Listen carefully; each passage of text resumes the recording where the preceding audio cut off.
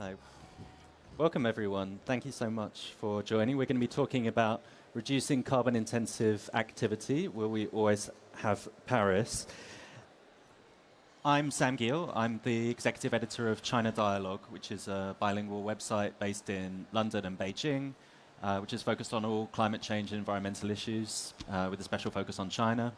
It's been going around a decade, during which time we've seen enormous change in the global conversation around climate change, sustainable development, low carbon transition.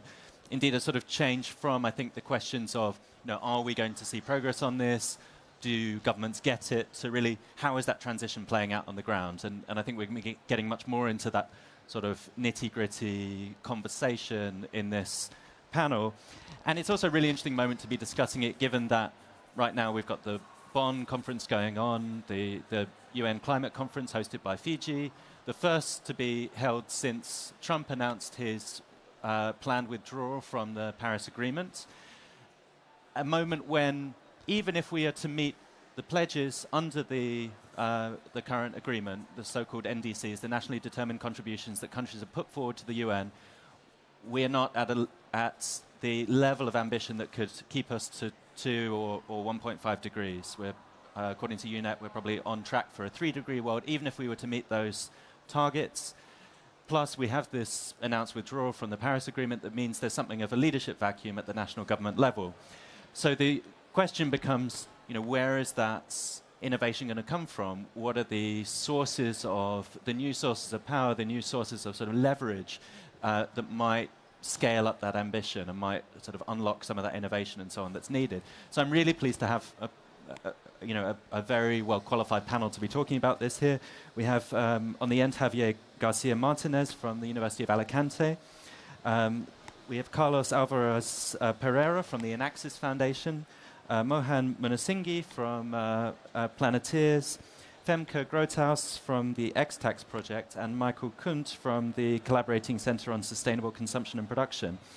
And I wanted to open by asking everyone on the panel to say a little about themselves and just introduce sort of where they're coming from, but specifically to tell us something about how they see their work helping to regain some of that momentum and drive some of that ambition on climate in the absence of the sufficient level of leadership that we need to get where we need to go, sort of post-Paris. So maybe starting with Javier on the end. Well, thank you, Sam. It's a pleasure to be here today. So what I do mainly is I do research. I apply nanotechnology to make materials that are more efficient in the energy space, both in oil refining and hydrogen and solar cells. So we have a very broad spectrum of technologies that we work with. I also founded my own company when I was at MIT. So I am a big believer of academic entrepreneurs, really bridging the gap between academia and industry. And my main message today is that, in my opinion, there is this magical belief, which is actually quite irresponsible, that the technologies will keep coming somehow. But we are not putting the resources, neither the comprehensive plan for these technologies to come. And this needs to come from public-private partnerships. So if we want to get negative emissions, if we want to create jobs and opportunities, this is going to come from technology. And we have two different narratives. Ones are consumers or policies or very complicated international deals. And then we have all the scientists and the entrepreneurs where they feel isolated from these dialogues. And there is a lot of money involved in these climate deals. If just a little bit of the taxes or the agreements will go to have the only, because there is nothing like that, an international fund to support innovation in the energy field, it will be transformative. Carlos?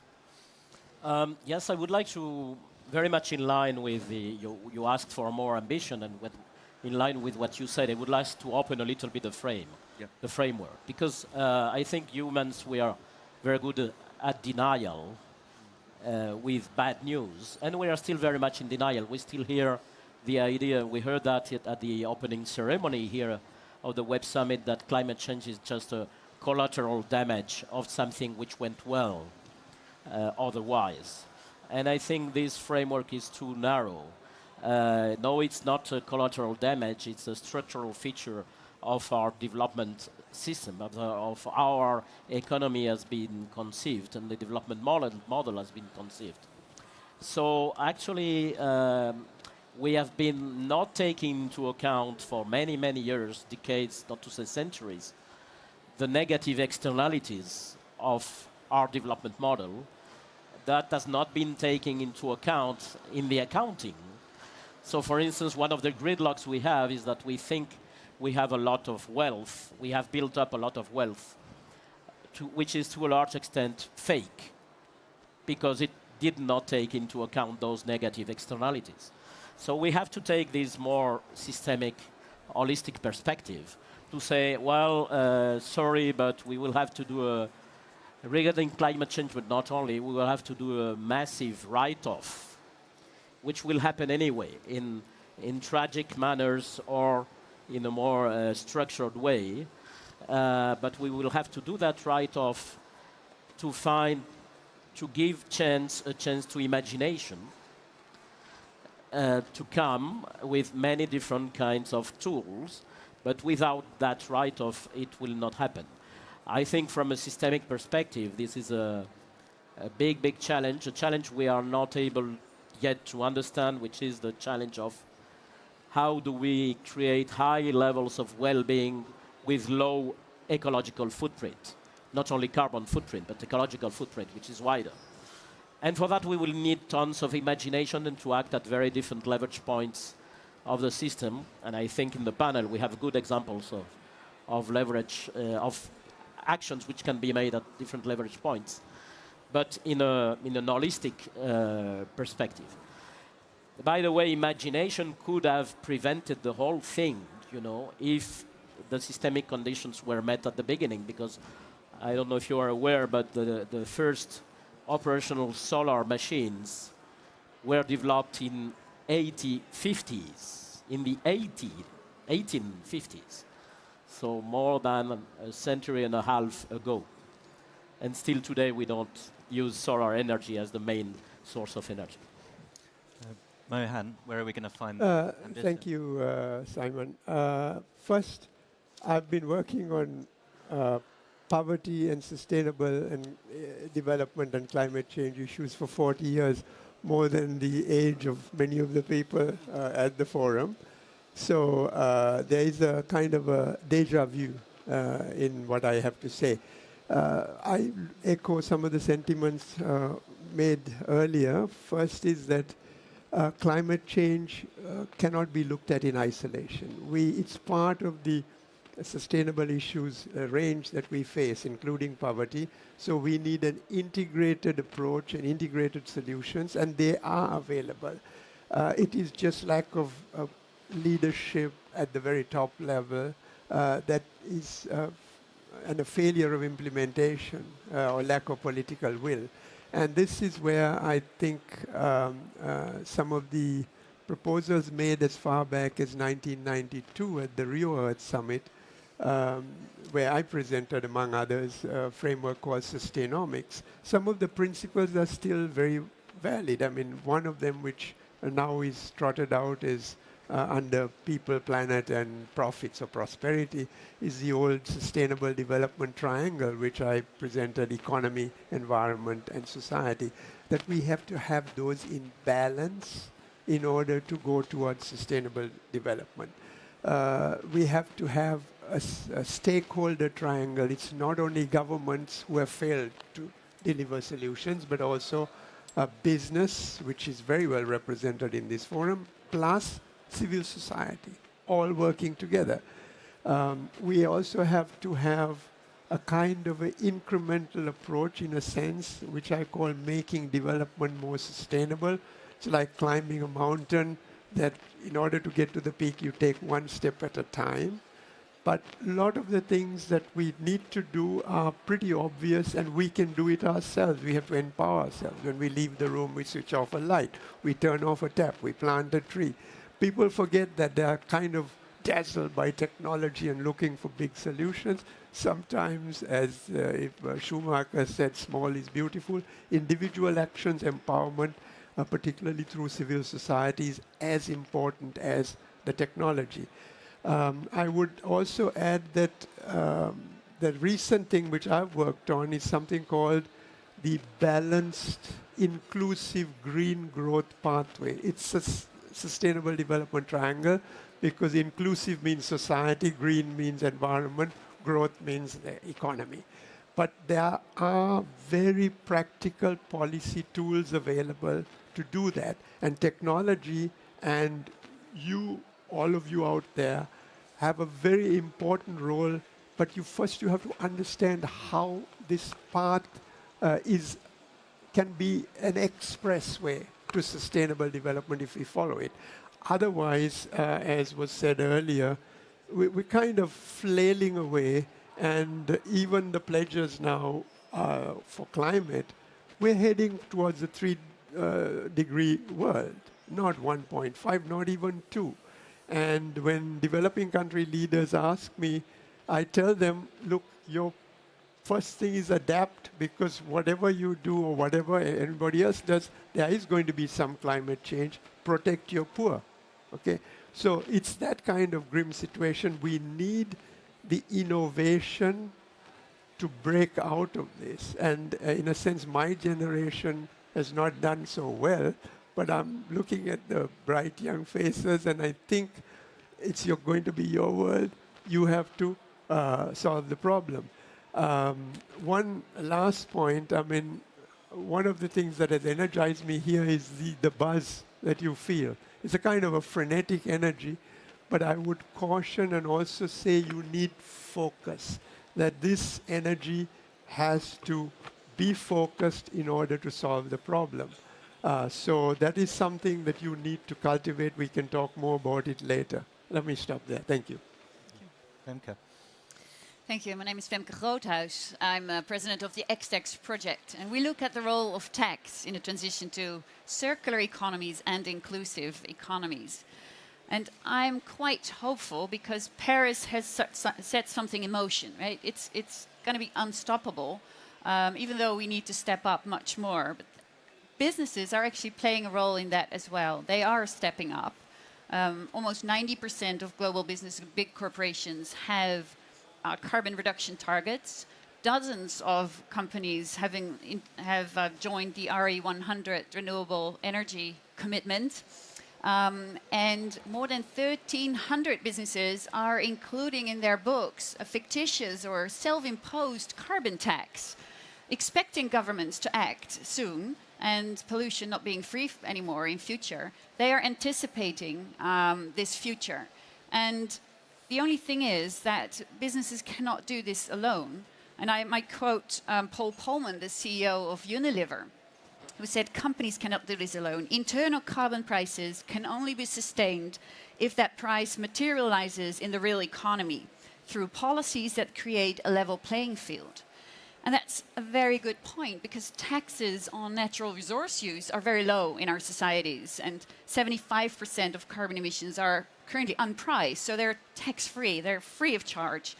And we're even subsidizing pollution, of course. And then, on the other hand, labor taxes are very high. Government budgets lean very heavily on labor taxes, social contributions, personal income tax, payroll taxes. And for entrepreneurs, this is a barrier to shift their business models from the linear take, make, waste economy into circular business models that include reuse, recycling, repair, remanufacturing, but also all the R&D that's necessary, all the innovation that's going to be necessary to redesign our supply chains and our products and services. So our tax system is actually holding back entrepreneurs to save carbon, to decarbonize, but also to offer the products and services that fit that low carbon economy, but also a low resource economy, but a high inclusive economy that requires, the output, the creativity of all of us. And with our research partners, we look at possibilities to use the revenues of carbon taxes, but also other resource use taxes on water, etc., metals and minerals, energy, to lower the tax burden on labor in order to enable businesses to shift their models. And we've had our scenario modeled by Cambridge Econometrics, and the results are stunning. It's a pro-growth, pro-business, pro-jobs plan. So really, there is no reason not to shift.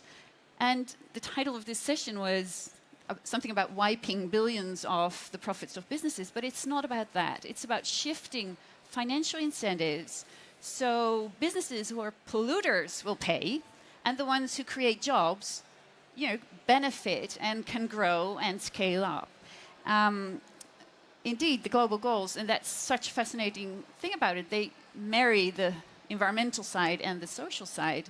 And to me, taxes are the fabric in between. If we don't fix our fiscal systems, then the drivers are totally the opposite way. So it's very rewarding to work on that. I invite you all to contribute if you want, or to join our research. And to look at how we can create a type of economic growth that is inclusive, that provides opportunities for people that we have in abundance in the world today to use their talents and their capabilities rather than extracting natural resources and pollution. So that's a different growth model, and technology can play a role, but we do need to fix the level playing field between man and machine, so we can have technology and humanity work side by side and support it for this inclusive growth. Michael. Thanks. I'm coming in with a bit more people-centric view. So what I actually would call for is people-centric innovation processes. And I go back what Mohan said about the focus. I feel if I go around here, there's lots of good innovation happening. But the question is, where do you focus on? And one idea and one focus I would have is be people-centric. Try to understand what are the social challenges, try to understand who is not included today, and try to get an innovation process happening which includes those people, which is trying to solve some of the social challenges. And I'm saying this because I don't think this is happening out there. I work also with the corporate world, I work also with governments. I've been working in Bhutan on gross national happiness, trying to get an investment policy for Bhutan right, that investors invest into happiness. And for me, this was a very important part of the equation because it asked a lot of people questions. So when are people happy? What makes them happy? What are the criteria for being happy? And how can you invest, how can you innovate into this? And I'm saying this also because I see lots of challenges, environmental and social ones. Let's take the food system. We waste 40% of the food and it's never eaten. So this is a tremendous opportunity to jump into it and innovate about it. We produce textiles, and 30% of the textiles never enter to the consumer stage. They are burned after a certain period of time because the next collection might be out of fashion or you don't generate money with it. So it also, and then you look on textiles in terms which we wear, and only 5% is really recycled. It comes into circular economy perspective. And these are just some of the challenges I see, and there are all people behind. People who manufacture it, people who wear it, people who use it, people who steer a governance framework around it. And I think it needs more this type of consumer-based insights. So for example, I'm trying to install at corporate level lifestyle manager.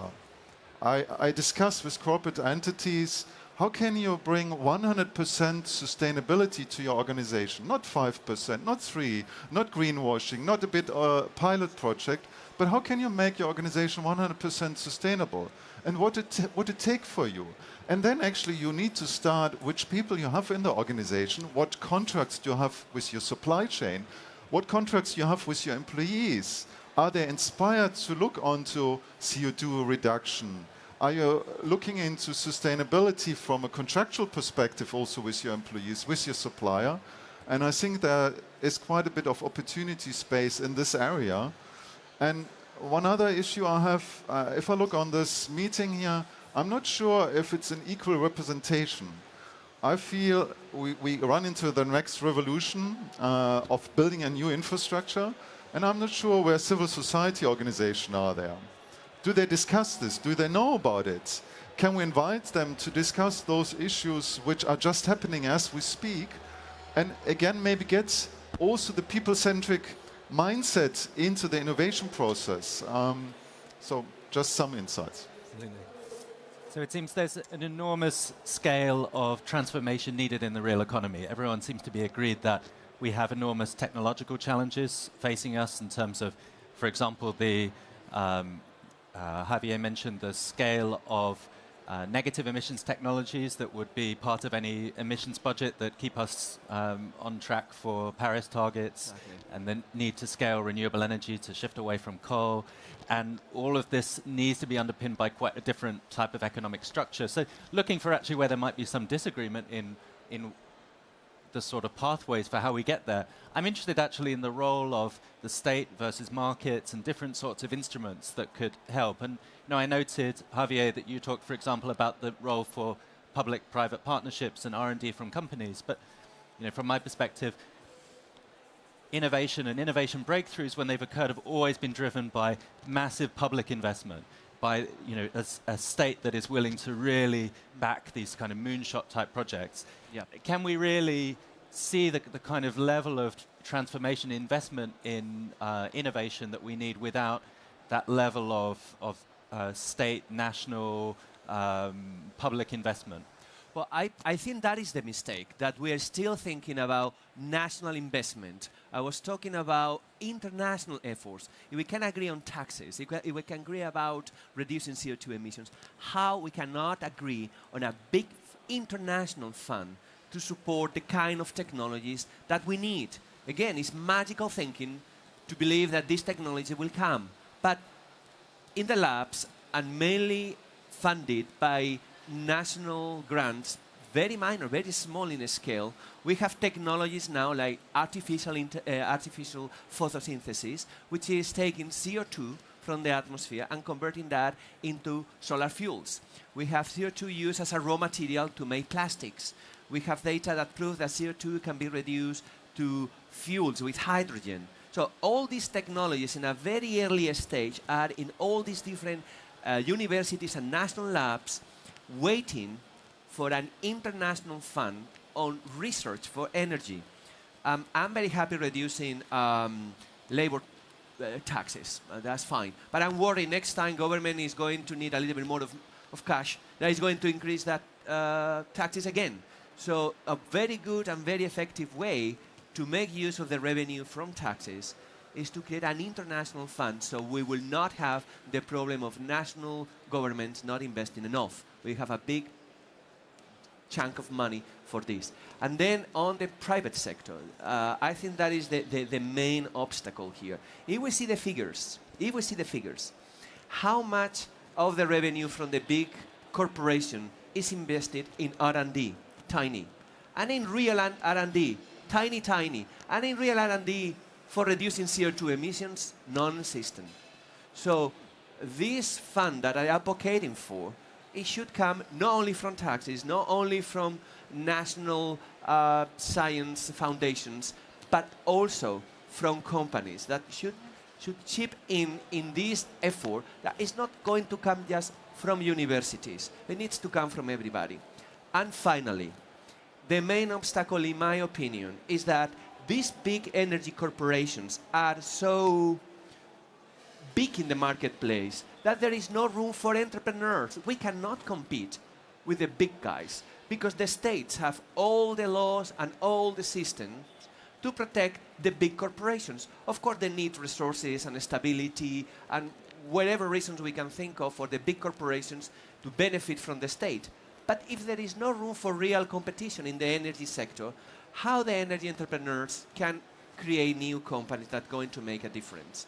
So again, that's the role for private partnerships. Femke, you wanted to jump in here? Yeah, I'd like to respond. So I've worked for an impact investment fund for 9 years, investing in sustainable and social businesses. And what I've learned is that for them to have a business case, pricing matters. So you can invest, but only if there's profitability at the end of the line it will draw up investment. Of course. So changing the financial incentives is so fundamental, because you can't invest in a technology that is brought into a world where labor taxes are so high that there's no business case, or there's free pollution, and if you want to substitute carbon emissions and there's no price on carbon, it's very hard to make a business case because of the effort and the brains that go into developing new technologies.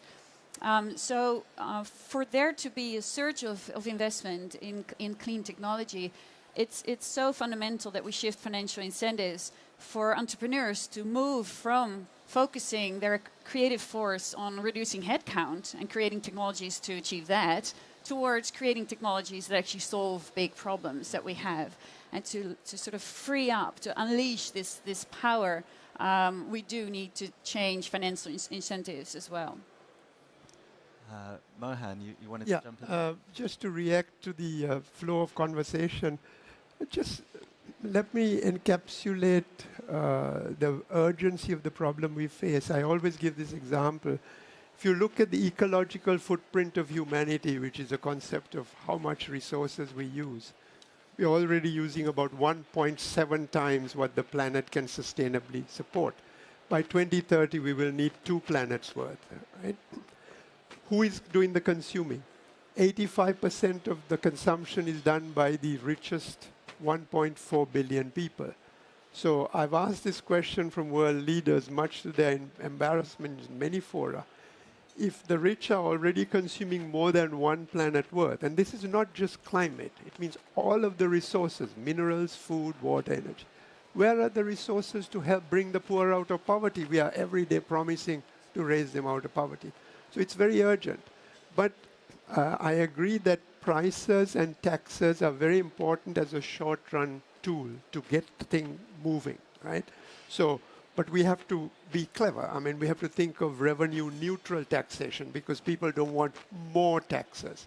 So if we take tax resources, then we must give back on labor, something like that. But it can be done. There are clever systems to do that. But then there are also disruptive technologies. I mean, if robots come and replace human beings, do you tax the robots or not? So it's not easy, but it can be done. We have other methods which also work in the medium term. I represent Planetiers in a sense. Planetiers is a very clever way of bringing sustainable consumers and sustainable producers together in the web, on the web, okay? Which is a very difficult thing to do so far, because there are many people who are sustainable or potentially sustainable who don't know where to go or what to do.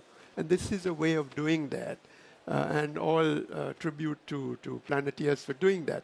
Now, I would also not neglect the longer term, because you mentioned, I think, the concept of happiness, that the whole economic system is driving us to more consumption, because GNP actually measures production, right?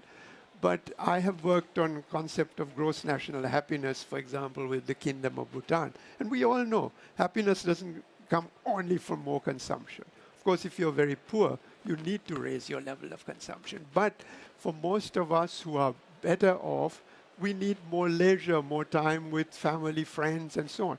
So we have to shift what is our model of success or good. And that value change has to happen very fundamentally.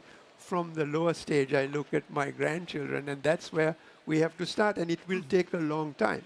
Whether we have enough time is another matter, because we are at the edge of a cliff here, right? And either we fall off and millions of people will die, and then, or we can move away from the cliff and go to safety. Either way, change will come, okay? And just to finish off, I think the question of focus also is extremely important. If I have a last minute thing, I will say more about that, how you can find greater focus. So we only have another 3 minutes or so to transform the global economy and solve climate change. And I'll give it first to Carlos, whose specialty, as I understand it, is in the governance of complex systems. So these chaotic systems with all kinds of complex dynamics. So I thought maybe you could jump in about actually how do you how do you bring about transitions in context of such highly disruptive, dynamic forces? Yeah, and connecting with the point you made about state versus markets, which is not the dilemma. One of the points I would like to make is that we don't have a dilemma about state versus the markets, because both need the others to exist. States, companies, and other types of human organizations exist in society in more or less harmonic ways, but they are part of an ecosystem, of a social ecosystem integrating also nature. And what we have to look at is at the processes, at the dynamics of how those organizations, those human organizations are acting, and under which rules. So, for instance, businesses operate under rules which are defined by the community at a political level. So we have to reclaim politics. And if we don't change the rules, as, for instance, Femke was pointing out, if we don't change the rules for businesses in the ways businesses operate, they will continue in the same logic they are in, which is the real dilemma, to change the logic from a logic which corresponds, in my view wrongly, but anyway, it corresponds to a long period where we thought the world was empty and we could afford to, we could imagine, we took the assumption that the nature would accept and absorb all our externalities. Now we know, and we know very dramatically, that the world is more than full. We are about needing 2 planets to live. So the world is more than full, so we have to change completely the name of the game. Forget about unlimited growth without taking into account externalities, to a more qualitative game. Michael? And maybe just in addition, because there's nothing I can disagree with you, but in addition, I would also call for public-private people partnership. And again, why I'm saying this, because I think, ask yourself what inspires you. Is it a global dimension, global goals, or is it something within your street, within your family, within your city? So I think beyond all this complexity we have to see that lots of things can happen at the city level, at the local level. We need to see the people-driven processes there and understand there are a lot of competing goals. If you just go in a local community and you work with them, you will see there are topics on being inclusive, there are topics being about unemployment, and there is also a topic about CO2 emission. But it's competing with one in each other. But still you can find guys at the local level who are inspired about it. And then you can ask yourself, how do you get a financial system going which maybe supports those local activities? And that can be, for example, also local banks. We have tried to establish a rhythm with some local banks being responsible about local development processes as well, trying to inspire people here financially to go on with the social challenges, the environmental challenges they feel. Second, I think we talk in the CO2 arena a lot about the emission itself. I would always call also for embedded emission. So we need to find a low-carbon banana, a low-carbon coffee, as in addition to all those other activities we are having. And I think there is little attention on it yet. But look on your consumption patterns overall, and you will see many products you consume are full of CO2 emission. And the question is, would you find a low-carbon banana? Probably not yet, but we need to develop one. So bringing it back to that question of lifestyle and consumption and the people-centric approach that we need. I'm afraid we've run out of time, but it's been a fantastic conversation, and please join me in thanking the panel. Thank you.